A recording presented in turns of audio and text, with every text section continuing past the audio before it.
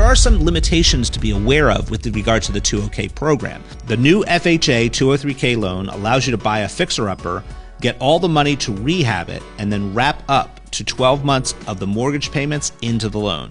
Now you can live rent-free while rehabbing your home. FHA 203K loans are an amazing wealth-building tool, but only if they're used correctly. The vast majority of people who will leverage an FHA loan of any kind are going to do so for their own primary residence. And it's understandable because one of the requirements of any FHA loan is you must live in the property for at least 12 months before having that property tenanted by someone other than you. Now, in an FHA loan environment, that is not something I would be an advocate for, because the American dream being homeownership simply is a lie that's been sold to most of us by the banking industry. If you want the real American dream, that's financial freedom. And the only way to get that is to essentially accumulate assets that cash flow for you and can support your lifestyle both now and into the future. How can you use the FHA 203K to do that? Well, you can acquire a multifamily and then utilize the 203K component of the FHA to renovate that multifamily to make it interesting and attractive to potential tenants. You live in one unit and you rent out the others. Now, there are some limitations to be aware of with regard to the 2OK program. First and foremost, there are two different types of 203Ks. The first is what's called a limited 203K. That